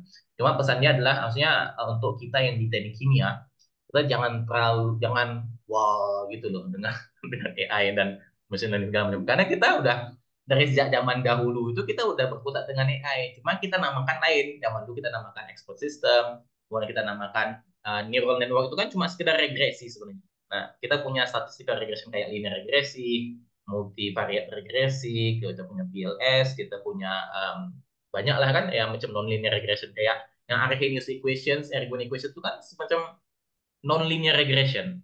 Nah, itu kan untuk orang awam dia merasa, oh, dengan adanya pressure, flow rate, temperature, kita bisa tahu pressure drop yang canggihnya, kata dia kan. Padahal sama kita biasa-biasa aja sebenarnya. Jadi itu maksudnya satu sistem yang inilah yang AI lah dalam tanda kutip yang kita udah aplikasikan dan kita tahu udah puluhan tahun yang lalu. Cuma sekarang ditambah dengan kemajuan teknologi.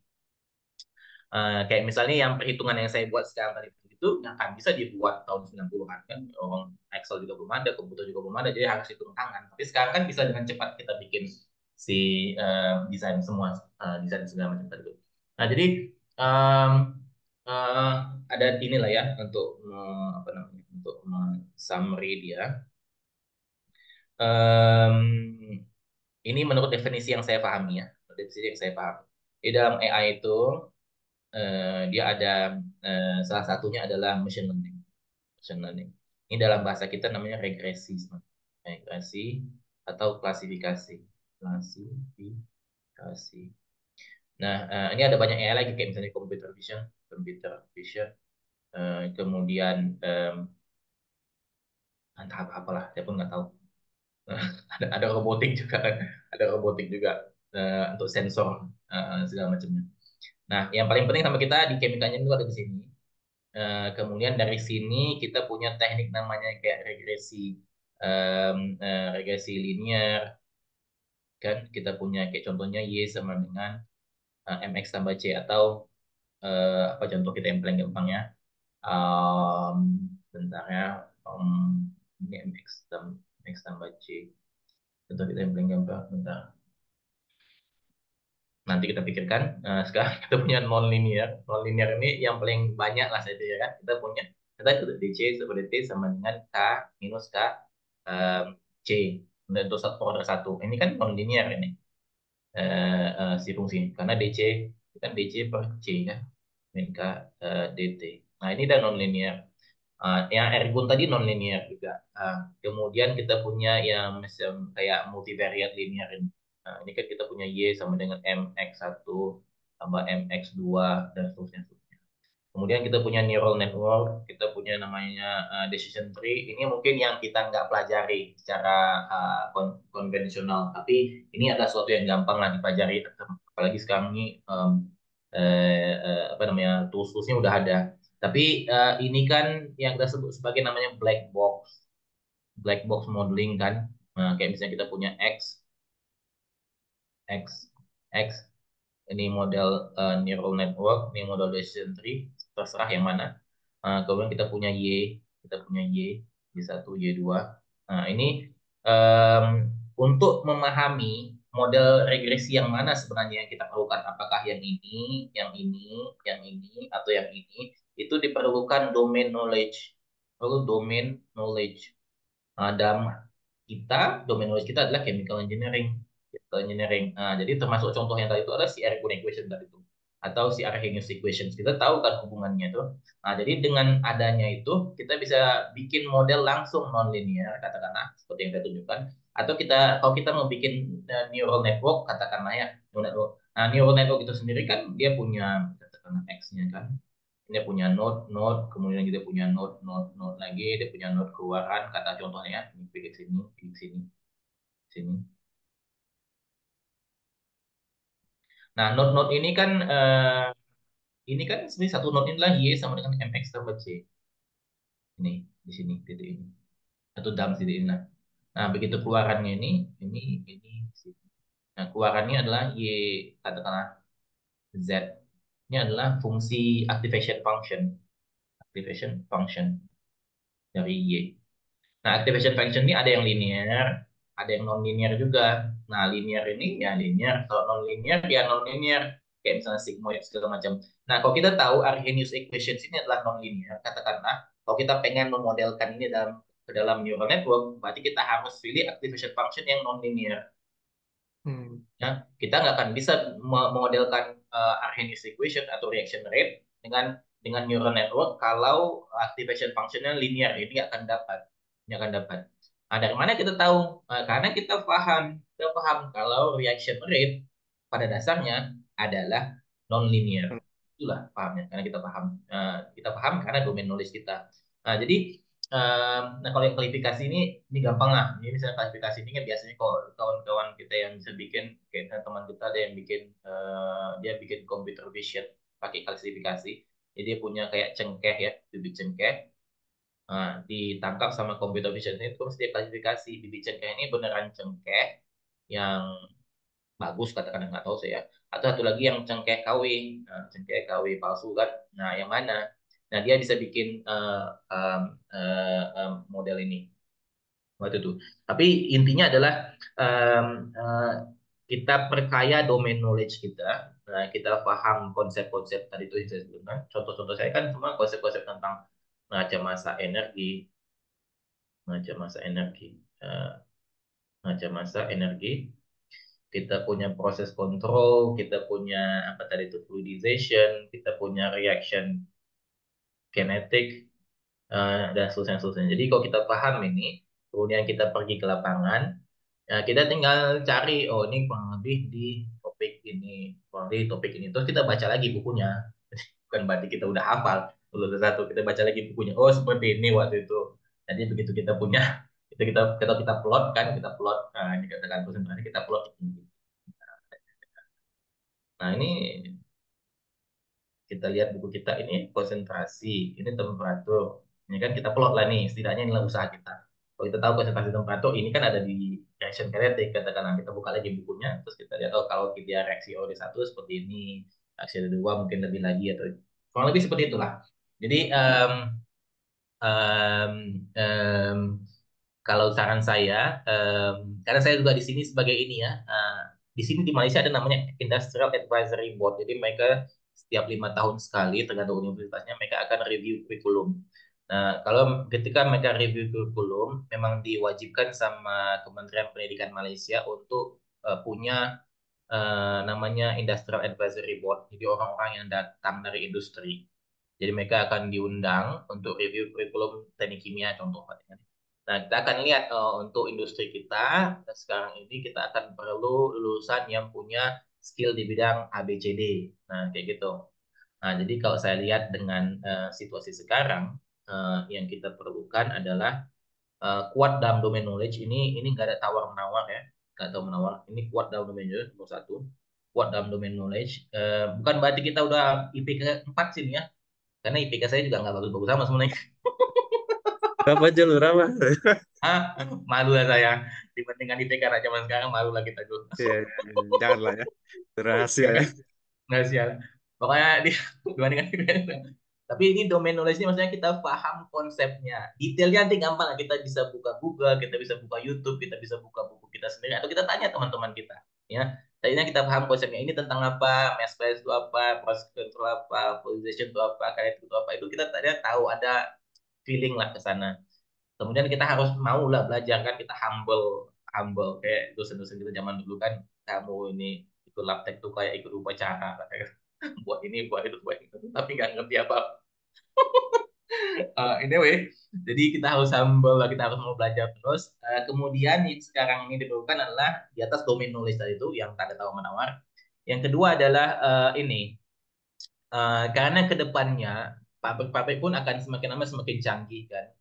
Jadi mereka punya sensor-sensor, mereka punya data-data. Nah, bukan berarti zaman dulu kita nggak punya data, tapi zaman dulu kita punya data, cuma kita nggak punya hardware yang cukup untuk mengolah data tadi. Nah, sekarang kita punya hardware-nya, datanya udah memang ada. Jadi kita harus punya yang namanya kayak cara berpikir metodologis lah, apa namanya? Kalau kita punya skill di bidang programming ini kan termasuk yang Excel tadi tuh ya. Excel pun jangan Iya. silap ya. Excel ini kan kita punya kotak-kotak gini kan. Kita hitung di sini berdasarkan informasi ini, berdasarkan informasi ini. Itu kan itu programming itu in a way kalau kita betulan code dalam VBA itu.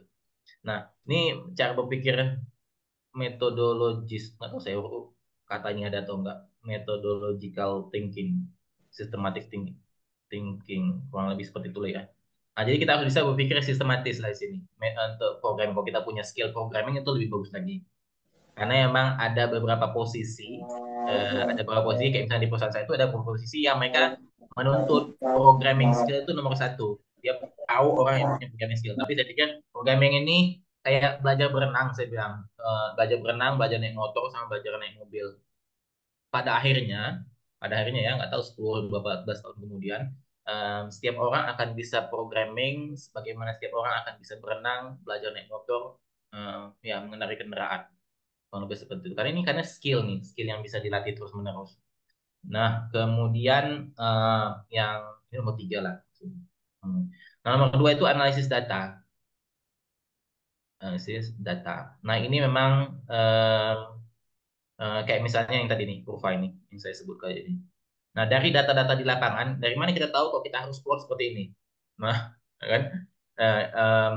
Itu dari domain knowledge satu. Kemudian caranya ini, cara menganalisis, oh memang ini titik ini beneran nggak nih? Nah, itu kan feeling yang kita bisa dapatkan kita kita punya skill untuk menganalisis data. Dan memang saya akui kalau di Malaysia lah ya, karena saya tahu kondisi di Malaysia. Kalau di Malaysia itu kondisinya memang kita nggak punya course untuk analisis data ini. Kita cuma maksudnya ini dimasuk atau aspek lah aspek belajar ketika kita belajar tentang kita melakukan eksperimen, ketika kita melakukan eksperimen banyak kan eksperimen untuk laboratorium atau research tugas akhir. Nah, ada aspek-aspek analisis data, tapi nggak diformalitaskan, itu nggak diformalitaskan Formal. gimana caranya. Nah, itu skill yang nggak kalah pentingnya dibandingkan dengan domain knowledge. Itulah saya pikir bagaimana kita bisa augment augment ourselves with AI. Kayak Tony Stark itu loh.